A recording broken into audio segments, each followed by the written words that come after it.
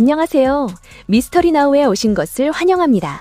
깊은 숲속 인적이 드문 것에서의 사냥. 공포 이야기에 딱 어울리는 배경 아닌가요? 오늘 저희는 사냥 중에 겪을 수 있는 끔찍한 실화 3가지를 들려드릴 겁니다. 영상 끝까지 채널 고정해주세요. 상상도 못할 반전이 여러분을 기다리고 있을 테니까요. 첫 번째 이야기는 지난 6월 김민준이라는 분께서 제보해주신 사연입니다. 그의 이야기는 제가 잘 아는 곳이기도 한 강원도의 깊은 산골에서 시작됩니다. 이제부터 그의 이야기를 들려드리죠. 아버지께서 매주 토요일마다 저를 데리고 사냥을 다니시기 시작한 이후로 저는 열정적인 사냥꾼이 되었습니다. 저 또한 그 전통을 제 아들에게 물려주고 싶었죠. 이 이야기가 일어났던 당시 제 아들 민수는 10살이었습니다. 사냥의 세계를 소개해주기에 딱 좋은 나이라고 생각했죠. 저와 민수 각자 엽총을 한 자루씩 챙겼습니다. 물론 민수의 총은 제가 늘 사냥감을 발견하던 안전한 장소를 찾을 때까지 대신 들고 있었죠. 숲 더 깊은 곳에 숨겨진 사냥용 막루를 이용할 수도 있었지만 첫 경험으로는 그다지 좋지 않을 것 같다고 판단했습니다. 자리를 잡은 후에야 아들에게 총을 건네주었습니다. 이미 총기류의 기본은 가르쳐둔 상태라 아무 경험도 없이 데리고 나온 것은 아니었습니다. 첫 사냥인 만큼 아들이 더 쉽게 적응할 수 있도록 한 곳에 머무르기로 했고 더 어려운 사냥 기술은 다음 기회에 가르쳐줄 생각이었습니다. 기다림의 시간은 길어졌습니다. 유독 그날따라 평소보다 더 오래 기다려야 했죠. 민수가 계속 하품을 하고 한숨을 쉬는 것을 보니 지루해하는 게 분명했습니다. 그 모습에 저는 조금 실망했죠. 아들이 사냥을 이렇게 지루한 것으로 생각하길 원치 않았거든요. 그래서 저는 장비를 챙겨 자리를 옮기자고 말했습니다. 그 말에 아들은 약간 신이 난 듯 활기를 되찾았고 그 모습을 보니 저도 기분이 좋아졌습니다. 걷기 시작하자마자 어디선가 발소리가 들려왔습니다. 저는 조용히 민수 앞을 팔로 막아서며 총을 들어 올리라고 손짓했습니다. 아들은 신이 나서 총을 들었지만 그 순간 멀리 있는 나무 뒤에서 어떤 남자의 머리가 쓱 하고 나타나는 것을 봤습니다. 저는 즉시 민수의 총을 아래로 내렸습니다. 조금 실망스럽기도 했지만 민수가 쏘지 않아서 다행이라는 안도감도 들었죠. 저는 그에게 미안하다는 의미로 가볍게 손을 흔들어 보였습니다. 그러자 그는 다시 나무 뒤로 사라져 보이지 않게 되었죠. 다른 사냥꾼이었을까요? 알 수 없었습니다. 하지만 멀리서 본 그의 얼굴에서 뭔가 말로 설명하기 힘든 기분 나쁜 느낌을 받았습니다. 그 순간에는 그게 정확히 무엇 때문인지 짚어낼 수 없었죠. 이렇게 깊은 숲속에서 사람을 마주치는 것은 드물고도 이상한 일이었습니다. 게다가 그 남자는 사냥꾼처럼 보이지도 않았죠. 그래서 안전을 위해 민수를 데리고 반대 방향으로 발길을 돌렸습니다. 하지만 여전히 사슴의 흔적은 보이지 않았죠. 예상대로 민수는 그 남자에 대해 묻기 시작했습니다. 제가 보기에 그가 누구인 것 같냐는 식으로요. 저는 그냥 모르는 사람이고 가까이 가지 않는 게 좋겠다고 말해줬죠. 아들에게 거짓말을 하고 싶질 않았거든요. 몇 분 후 민수가 배고프다고 칭얼거리기 시작했습니다. 저도 꽤 배가 고팠기 때문에 우리는 잠시 멈춰서 간식을 꺼냈습니다. 아무 일도 일어나지 않은 채 시간이 흐른 것에 저는 극도로 실망하고 있었죠. 샌드위치를 먹고 있을 때 또다시 멀리서 발소리가 들려왔습니다. 민수도 들었는지 즉시 소총을 집어 그 방향을 겨눴습니다. 아까 그 남자가 다른 나무 뒤에서 또 우리를 훔쳐보고 있는 것을 봤을 때 제 심장이 쿵 하고 내려앉는 것 같았습니다. 저는 다시 민수의 총을 내리게 했습니다. 저뿐만 아니라 민수도 조금씩 불편해하는 기색이 역력했죠. 저는 아들에게 거기서 기다리라고 말한 뒤 그 남자에게 다가가기 시작했습니다. 그와 마주할 감정적인 준비를 하면서 말이죠. 절간쯤 갔을 때 저는 멈춰서서 혼잣말을 했습니다. 내가 지금 무슨 짓을 하는 거지? 내 아들이 바로 저기 있는데. 저는 돌아서서 민수에게 서둘러 돌아가 이제 가야 할 시간이라고 말했습니다. 당신이라도 아들과 함께 깊은 숲속에 있는데 누군가에게 스토킹당하고 있다는 생각이 든다면 아마 그저 그곳을 벗어나고 싶을 겁니다. 우리는 뛰지 않았습니다. 그저 길을 향해 묵묵히 걸어갈 뿐이었죠. 저는 등 뒤에서 나뭇가지가 부러지거나 낙엽이 바스러지는 소리가 들리기를 마음속으로 기다리고 있었습니다. 그리고 그 소리가 들렸을 때 저는 민수에게 먼저 가라고 등을 떠밀었습니다. 그리고 화가 나서 돌아선 뒤 또다시 나무 뒤에서 훔쳐보고 있는 그 남자를 향해 성큼성큼 다가갔습니다. 제가 그 나무로부터 약 10m 정도 거리에 다가갔을 때 그는 나무 뒤로 몸을 숨겼습니다. 그러고는 무언가 땅에 쿵 하고 떨어지는 소리가 들렸죠. 저는 총을 장전한 채 조심스럽게 그 나무로 다가갔습니다. 이상하게도 저는 아무 말도 하지 않았어요. 그저 천천히, 아주 천천히 나무를 향해 다가갔을 뿐입니다. 그곳에 도착했을 때 제 주변의 모든 것이 무너져 내리는 듯한, 아니, 존재하지 않는 듯한 느낌을 받았습니다. 제 모든 신경은 땅에 얼굴을 받고 떨어져 있는 머리 하나에 집중되었습니다. 몸통도 없이 오직 머리만이 덩그러니 놓여 있었습니다. 저는 그 머리를 누가 떨어뜨렸는지 확인하려 나무 위나 주변을 둘러볼 생각조차 하지 못했습니다. 그저 비명을 지르며 민수에게 달려가 당장 뛰라고 소리쳤습니다. 5분 만에 저희는 무사히 집에 도착했고 아무도 따라오지 않았다는 것을 100% 확인했습니다. 하지만 저는 가족의 안전을 위해 밤새도록 뜬 눈으로 보초를 섰습니다. 다음 날 아내를 통해 이 지역 사냥꾼 2명이 실종되었다는 소식을 듣게 되었습니다. 그제야 저는 경찰에 전화를 걸어 제가 겪은 일을 신고했습니다. 물론 아들을 다시 데리고 나가기까지는 안전을 위해 적어도 몇 달은 정말 조심해야만 했습니다. 하지만 제가 아직도 정말 이해할 수 없는 건 분명 어떤 종류의 무기든 가지고 있었던 그 2명의 사냥꾼을 그 사람이 어떻게 해칠 수 있었냐는 거예요. 지금은 아들과 다시 사냥을 다니고 있긴 합니다. 다음 이야기는 불과 한 달 전 박민주님께서 제보해주신 사연인데요. 이건 캠핑과 사냥 이야기가 절묘하게 섞인 경험담이라고 할 수 있겠네요. 자, 그럼 들어보시죠. 제 생애 첫 사냥이었습니다. 21살 때였죠. 친구인 우진이, 현수, 그리고 강민이와 그의 여자친구 지혜와 함께 지리산 국립공원으로 사슴 사냥을 떠났습니다. 저희는 꽤 큰 텐트 2개랑 침낭, 이틀치 먹을 것과 마실 것, 그리고 당연히 총을 챙겼죠. 우진이가 제게 건네준 총이 뭔지 이름조차 몰랐어요. 그냥 평범하게 생긴 사냥용 엽총이었죠. 솔직히 말해서 전 이 모든 게 썩 내키지는 않았습니다. 그저 재미라는 이름 아래 살고자 하는 의지가 우리와 똑같은 살아 숨쉬는 동물을 해친다는 게 영 마음에 들지 않았거든요. 하지만 우진이가 벌써 5번이나 같이 가자고 조르는 바람에 어쩔 수 없이 좋다고 하고 말았죠. 차를 타고 가는 중간쯤 저는 그냥 어떤 동물도 쏘지 않기로 마음먹었어요. 우진이가 주차장에 차를 세웠고 저희는 짐을 내려서 숲속으로 한 1.5km 정도를 걸어 들어간 뒤에야 캠프를 차렸습니다. 캠프를 설치하자마자 저희는 모두 우진이를 따라 나섰죠.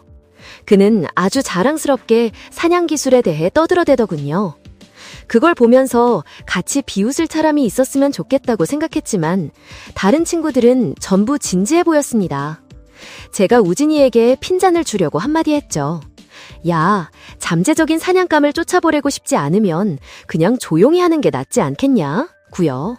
그러자 녀석이 엄청 화를 내는 겁니다. 이 일에 얼마나 진심인지 알 수 있었죠. 그 후로는 그냥 입을 다물고 있었습니다. 여기서 그 후로라는 건 모든 게 정상적으로 흘러가던 그 짧은 시간 동안을 말하는 거예요. 그 시간은 그리 길지 않았거든요. 사냥을 하던 중에 저희는 상당히 이상한 무리와 마주쳤습니다. 길고 떡진 머리를 한 꾀지째하고 덩치 큰 남자 3명이었죠. 마치 깊은 산속에서 오랫동안 고립되어 살아온 사람들처럼 보였습니다. 저희가 한 명씩 그들 옆을 지나갈 때 그들은 마치 인사를 하려는 듯 고개를 까딱거렸어요. 저희는 완전히 겁에 질렸습니다. 그냥 들으면 웃어넘길 일처럼 들릴지 모르지만 그 상황에서는 정말 소름 끼치는 경험이었어요.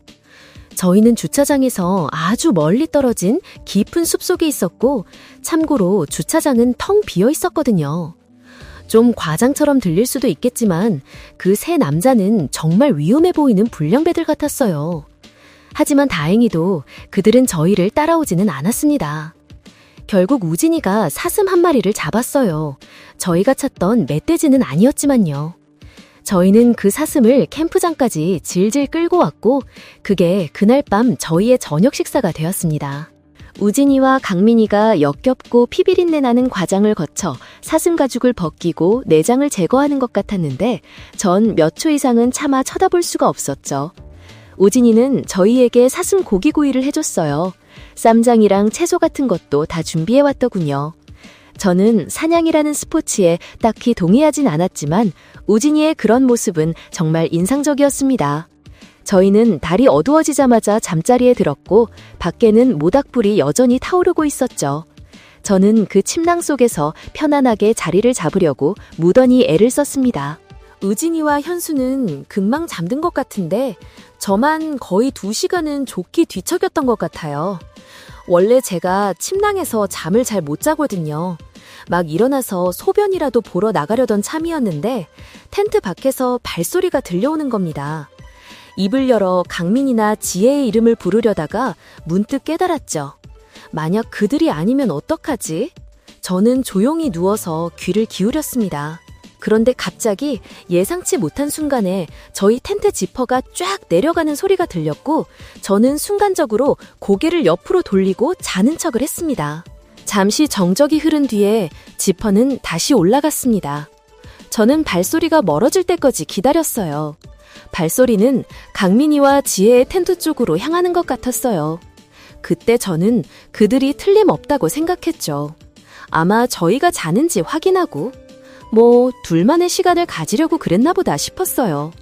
그래서 저도 그들에게 작은 장난을 좀 쳐보기로 마음먹었습니다. 한 5분쯤 지났을까요? 저는 텐트 지퍼를 열고 그들의 텐트 쪽으로 살금살금 다가가기 시작했습니다. 그런데 그들 텐트 지퍼가 여전히 열려있는 게 아니겠어요? 이상하네. 혼자 생각했죠. 저는 그 사랑스러운 커플을 놀래켜줄 생각으로 살금살금 다가갔습니다. 하지만 충분히 가까이 다가갔을 때 저는 텐트 안에서 두 남자가 지혜에게 무언가 몹쓸 짓을 하고 있는 것을 보게 되었습니다. 그 순간 저는 있는 힘껏 소리를 질렀습니다. 대부분은 공포 때문이었지만 모두를 깨우려는 의도도 있었죠. 우진이와 현수가 소총을 들고 텐트 밖으로 뛰쳐나왔습니다. 두 남자가 텐트에서 도망쳤을 때 저는 깨달았습니다. 그들은 바로 아까 저희가 마주쳤던 그 두 남자였습니다. 강민이와 우진이는 그들을 쫓아내기 위해 그들이 도망가는 방향으로 총을 몇 발 쏘았습니다. 하지만 그 후에 훨씬 더 끔찍한 일이 벌어졌습니다. 총소리가 울려 퍼진 후 저희는 공포에 질려 주위를 둘러봤어요.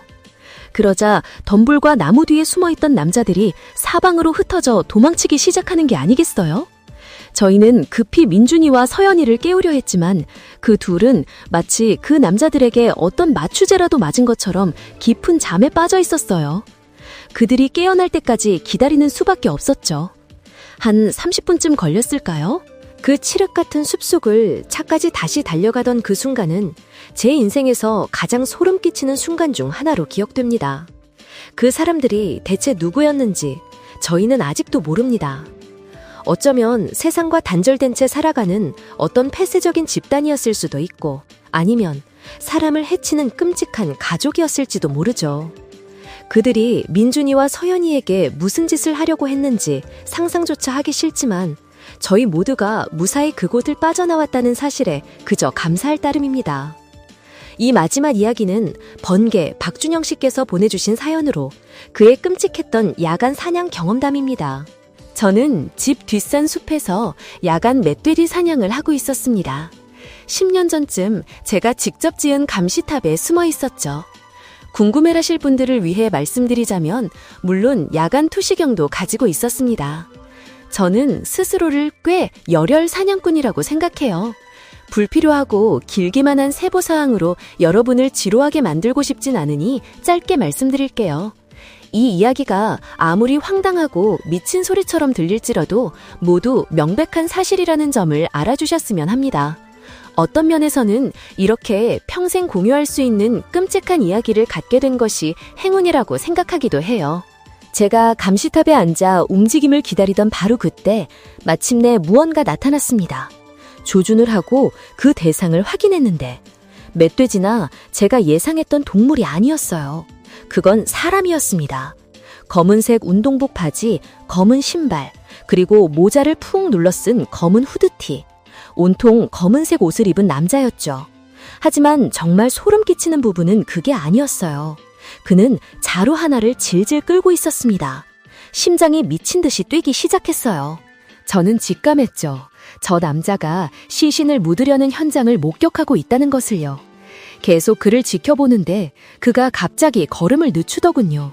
그리고 맹세코 그가 고개를 들어 저를 올려다보는 것 같았습니다. 저는 비명을 삼키며 감시탑의 나무벽 아래로 몸을 숙였습니다. 온몸이 사시나무 떨듯 떨렸죠. 물론 제게는 총이 있었지만 사람에게 총을 사용한다는 생각만으로도 끔찍했습니다. 저는 몸을 낮춘 채 그가 저를 보지 못했기를 신께 기도했습니다. 그가 저를 봤을 리가 없다고 생각했어요. 여긴 정말 칠흑같이 어두웠으니까요. 적어도 제 논리는 그랬습니다. 그 남자의 발소리가 다른 곳으로 멀어지게 기다리는 몇 초가 영원처럼 느껴졌습니다. 하지만 발소리는 들리지 않았어요. 대신 쿵! 감시탑 사다리의 나무판을 밟는 소리가 들렸습니다. 쿵! 쿵! 그가 사다리를 오를 때마다 감시탑 전체가 삐걱거리며 흔들렸습니다. 이 순간 저는 제 자신에게 깊이 되물었습니다. 내가 과연 사람을 쏠 수 있을까? 그런데 웬일인지 그는 끝까지 올라오지 않고 다시 숲바닥으로 뛰어내리더니 자루를 끌고 사라지기 시작했습니다. 저는 아마 최소 10분은 석상처럼 굳어있다가 겨우 난간 너머로 고개를 내밀었습니다. 주변은 조용한 것 같았어요. 당장 집으로 가서 경찰에 알려야 했습니다. 저는 난간을 넘어 사다리를 타고 내려왔습니다. 주머니 손전등을 켰는데 지금 생각해보면 정말 어리석은 짓이었죠. 집 방향으로 미친 듯이 달렸습니다. 10초쯤 달렸을까요? 바로 등 뒤에서 나뭇잎을 밟는 광기 어린 발소리가 빠르게 들려왔습니다. 어깨 너머로 돌아본 순간 그가 제 얼굴 바로 몇 센티미터 앞에 있었습니다. 저는 비명을 지르며 돌아서서 그의 어깨에 총을 쐈습니다.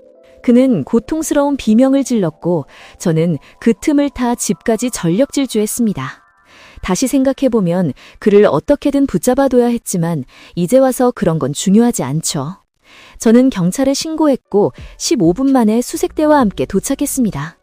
저는 그들을 숲속 제가 그를 쐈던 바로 그 장소로 안내했습니다. 나뭇잎 위에는 희미하지만 선명한 핏자국이 있었고 그 흔적은 시신이 담긴 자루를 지나 나무 옆 통나무 아래에 숨어있던 그 미치광이에게로 이어졌습니다. 그는 동네 편의점 주인이었던 김민지 씨를 해한 혐의로 체포되어 재판을 받았습니다. 자세한 내막은 모르지만 이 하룻밤의 기억은 평생 잊지 못할 겁니다. 그리고 앞으로도 평생 이 이야기를 하게 되겠죠. 오늘 미스터리나우가 준비한 이야기는 여기까지입니다. 오늘 이야기가 흥미로우셨다면 영상에 좋아요를 누르고 채널을 구독하는 것을 잊지 마세요. 여러분의 친구들에게 이 소름 끼치는 이야기를 공유해주는 것도 큰 힘이 됩니다. 여러분은 이 이야기들에 대해 어떻게 생각하시나요? 만약 여러분이 이런 상황에 처했다면 어떻게 행동했을 것 같나요? 아래 댓글에 여러분의 생각을 자유롭게 남겨주세요.